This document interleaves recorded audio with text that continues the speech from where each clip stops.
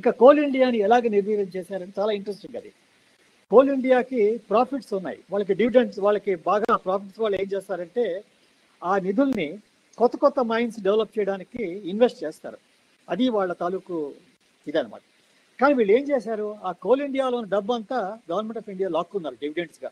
ఎందుకంటే వాళ్ళు ఆ ఫిజికల్ మిస్మేనేజ్మెంట్, ఫైనాన్షియల్గా మిస్మేనేజ్ చేసి ఈ పబ్లిక్ సెక్టర్ వ్యవస్థల నుంచి డబ్బులు తీసుకున్నారు. దాంతో ఏమైంది, కోల్ ఇండియా భవిష్యత్తులో కోల్ మైన్స్ డెవలప్ చేసే పరిస్థితి తగ్గిపోయింది, బాగా బలహీనత పడిపోయింది.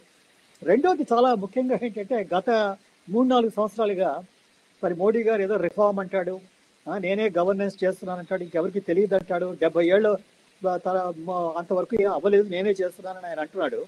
ఆయన ఏం చేశాడు, కోల్ ఇండియాకి చైర్మన్ మేనేజింగ్ డైరెక్టర్ ఆ వేకెన్సీ 3 ఏళ్ళు 4 ఏళ్ళుగా ఫిలప్ చేయలేదు.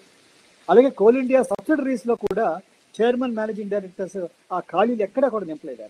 ఎందుకంటే మరి ఇవన్నీ పొలిటికల్గా ఎవరు అడిగేవాళ్ళు లేరు.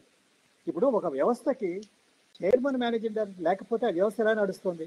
కనుక వాళ్ళు ముఖ్యంగా దీనికి బాధ్యత తీసుకోవాలి. రెండోది ఏం చేశారంటే కోల్ ఇండియా కోల్ మైనింగ్ చేయాలి, వాళ్ళని తీసుకెళ్ళి మీరు ఫెర్టిలైజర్ ప్లాంట్స్ పెట్టండి, స్వచ్ఛ భారత్లో పనిచేయండి అని వాళ్ళ తాలూకు అటెన్షన్ పూర్తిగా డైవర్ట్ చేశారు. సో ఇన్ని విధాలుగా కోల్ ఇండియాని వాళ్ళు నిర్వీర్యపరిచారు.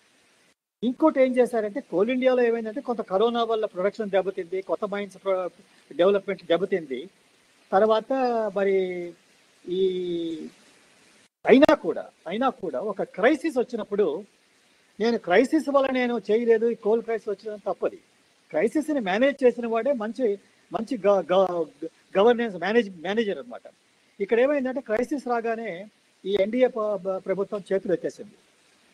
ఇక వీళ్ళు ఆక్షన్ చేశారు, ఎన్నో బ్లాకులు ఈ ప్రైవేట్ వ్యవస్థలకు ఆక్షన్ చేశారు, వాళ్ళు ఏదో ఉద్ధరించేస్తారని. కానీ మీరు చూస్తే ఆక్షన్ చేసిన బ్లాక్స్ ఎక్కడా కూడా మీకు ప్రొడక్షన్ ఇంతవరకు రాలేదు.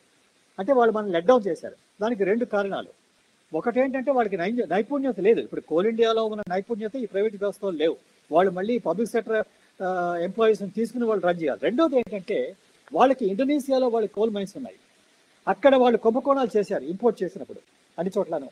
సో దాని మీద డిపెండ్ అయ్యి ఈ కోల్ మైన్స్ డెవలప్ చేయలేదు. ఇప్పుడు మనం దాన్ని డెవలప్ చేయాలంటే మళ్ళీ ఒక 4-5 ఏళ్ళు పడుతుంది. అంటే ఒక విధంగా చూస్తే చాలా మంది ప్రైవేట్ వ్యవస్థలు మన కోల్ సెక్టర్ని మోసగించారు అనమాట. మరి వాళ్ళ మీద ఏమన్నా ఎన్డీఏ గవర్నమెంట్ పెనాల్టీస్ వేశారా? ఏమీ లేదు. ఎందుకంటే వాళ్ళ మీద వ్యామోహం, ఈ కార్పొరేట్ వ్యవస్థల మీద చాలా పెద్ద వ్యామోహం మన ఎన్డీఏ గవర్నమెంట్కి అందరికీ కూడా. ఇక ఆంధ్రప్రదేశ్ తాలూకు బాధ్యత ఏమిటి? మన ఆంధ్రప్రదేశ్ జనరేషన్ కంపెనీ భారతదేశంలో బెస్ట్ కంపెనీ. అది విద్యుత్ ఉత్పత్తి కంపెనీలలో ఇది బెస్ట్ కంపెనీ. నేను ఆంధ్రప్రదేశ్ ఎలక్ట్రిసిటీ బోర్డులో ఉన్నాను, ఆంధ్రప్రదేశ్ సెక్రటరీ పవర్గా ఉన్నాను, గవర్నమెంట్ ఆఫ్ ఇండియాలో పవర్ సెక్రటరీగా ఉన్నాను. ఎప్పుడు కూడా మేము ఆంధ్రప్రదేశ్ జనరేషన్ కంపెనీని ఉదాహరణకి ఇచ్చేవాళ్ళం, చాలా మంచి కంపెనీ అని. అటువంటి కంపెనీకి వాళ్ళని ఎలక్ట్రిసిటీ డెవలప్ చేయాలని చెప్పడం మానేసి ఈ కృష్ణపట్నం రిలయన్స్ వాళ్ళకి, ప్రైవేట్ వ్యవస్థలకి అందరికీ ఇచ్చేసి వాళ్ళు ఎలక్ట్రిసిటీ ప్రొడ్యూస్ చేస్తారని ఒక ఆ ఎంఫసిస్ అంతా ఈ ఏపీ జెన్కో నుంచి మిగిలిన ప్రైవేట్ కంపెనీలకి, గ్యాస్ బేస్డ్ పవర్, ఈ జేగుర్పాడు ఇవన్నీ కూడా వాళ్ళకి ఇచ్చేసారు, హిందూజా పవర్ వీటందరికీ. దాంతో ఏమైందంటే ఈ ఏపీ జెన్కో తాలూకు ప్రాముఖ్యత బాగా తగ్గిపోయింది. రెండోది, ఇప్పుడు ఈ ప్రైవేట్ కంపెనీలన్నింటికి బాగా కన్సెషన్స్ ఇచ్చారు. నాకు బాగా జ్ఞాపకం ఉంది, హిందూజా పవర్ ప్లాంట్ ఎన్టీ రామారావు గారి టైంలో వచ్చింది. అది నేను అప్పుడు పవర్ సెక్రటరీ. వాళ్ళకి హిందూజాకి ఎన్నో కన్సెషన్స్ వాళ్ళకి అప్పుడు, అంటే ఎన్టీ రామారావు గారు కాదు అంతకు ముందే ఇచ్చారు. వాళ్ళు ఏం చేశారంటే భూమి చీప్గా ఇచ్చారు, వాళ్ళకి నీళ్లు ఇచ్చారు, కోలు ఇచ్చారు, లింకేజీ అన్నీ ఇచ్చి 100% మన ఆంధ్రప్రదేశ్కి వాళ్ళు పవర్ ఇవ్వాలని. తర్వాత వాళ్ళ ప్రైస్ కూడా ఎన్టీపీసీ ప్రైస్ ఏదైతే దానికే ఇస్తారని నా సమక్షంలో, ఎన్టీ రామారావు గారి సమక్షంలో హిందూజాస్ కమిట్ అయ్యారు.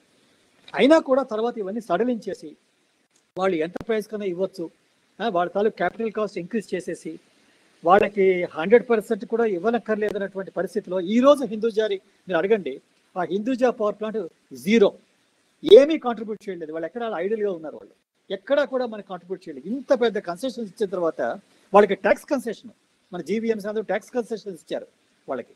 తర్వాత వాళ్ళు డీసాలినేషన్ ప్లాంట్ పెట్టి నీళ్లు తీసుకోమన్నారు ఎన్వైరన్మెంట్ మినిస్ట్రీ, అది సడలించారు. మన వాటర్ అంతా వాళ్ళకి డైవర్ట్ చేసేస్తున్నారు.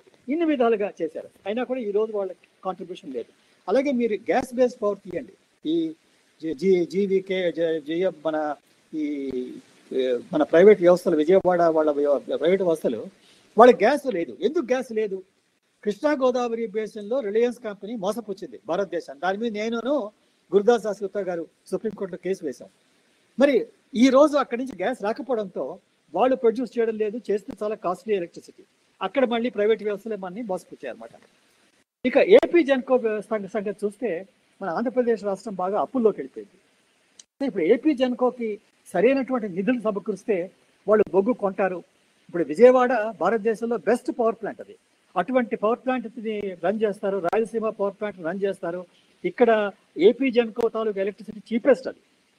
కానీ వాళ్ళకి డబ్బు ఇవ్వకుండా, వాళ్ళు బొగ్గు కొనలేకుండా వాళ్ళు పూర్తిగా నిర్వీర్యం చేస్తే ఈరోజు విజయవాడలో రోజు స్టాకు కోలు అంటే ఏమాత్రం బొటాబొటిగా ఉండడం వల్ల అది అప్పుడే కొన్ని యూనిట్స్ మూసిస్తారు. అక్కడ రాయలసీమలో కొన్ని యూనిట్స్ మూసిస్తారు, విజయవాడలో కొన్ని 3 యూనిట్స్ మూసి చేశారు. చేసి ఏం చేస్తున్నారు వీళ్ళు? బయట నుంచి కొంటున్నారు, మిగిలిన రాష్ట్రాల నుంచి, ఛత్తీస్గఢ్ నుంచి, అక్కడి నుంచి. చాలా కాస్ట్లీ అది. అది కూడా ఈరోజు 20 రూపాయలు కిలోవాట్ అవర్ కొంటేను. నువ్వు అక్కడి నుంచి కొండవి ఏమిటి? ఇంత చీప్ ఎలక్ట్రిసిటీ వదిలేయడం ఏంటి? మన ఆంధ్రప్రదేశ్ జనరేషన్ కంపెనీది. ఇదంతా చాలా గమ్మత్తుగా ఉంది. వీళ్ళు ఏం చేశారంటే, ఒక విధంగా చూస్తే ఆంధ్రప్రదేశ్ అప్పులు అవడం వల్ల కూడా కొంతవరకు ఇది దెబ్బతింది ఆ ఏపీ జెన్కో పరిస్థితి. ఇక మనం సింగరేణి కాలరీస్ దగ్గరలో ఉన్నాం. మనం నిజంగా చూస్తే కోలు కొరత ఉండకూడదు. కానీ సింగరేణి కాలరీస్లో భారతదేశానికి ఒక 49% షేర్ ఉంది. ఇప్పుడు తెలంగాణ గవర్నమెంట్కి 51%. ఇప్పుడు ఏం చేశారు government of India? Singareni calorie నుంచి తెలంగాణకు కూడా ఇవ్వడం లేదు పూర్తిగా. మనకి చాలా ఏమి రావడం లేదు. మహారాష్ట్రకి, కర్ణాటకకి వాటికి తరలించేస్తున్నారు. దాంతో ఏమైంది? మన సింగరేణి కాలరీ నుంచి కోల్ రావడం లేదు. మహానది కోల్ ఫీల్డ్స్ ఒరిస్సా అక్కడి నుంచి తెస్తున్నాం మనం కోల్ ఫీల్డ్, అవి రావడం లేదు. ఎందుకంటే అక్కడ దెబ్బతింది కోల్ ఇండియా. రైల్వే బ్యాగన్స్ మూవ్ అవ్వడం లేదు, అందువల్ల మనకి షార్టేజ్ వచ్చింది అనమాట. ఇక ఈరోజు కోలు, బొగ్గు ఇంపోర్ట్స్ ఉన్నాయి కదా, అవన్నీ చాలా ప్రైస్ ఇంక్రీజ్ అయిపోయింది ప్రపంచవ్యాప్తంగా. అది కొనలేము. కానీ గవర్నమెంట్ ఆఫ్ ఇండియా చాలా గమ్మత్తుగా ఉన్నారంటే, ఆంధ్రప్రదేశ్ జనరేషన్ కంపెనీకి వాళ్ళకి ట్రాన్స్ఫర్, మీరు 10% ఇంపోర్టెడ్ కోల్ తీసుకుని దాన్ని బ్లెండ్ చేయండి డొమెస్టిక్ కోల్తో. అంటే మన తాలూకు కాస్ట్ ఇంక్రీజ్ అయిపోతుంది. అంటే నువ్వేమో అక్కడ ఫెయిల్ అయ్యి మన్నేమో ఇంపోర్టెడ్ కోల్ తీసుకోమని ఇవ్వడం చాలా ఆశాస్పదం అది. ఇంకా మిగిలినది ఏంటంటే, కొన్ని ఈ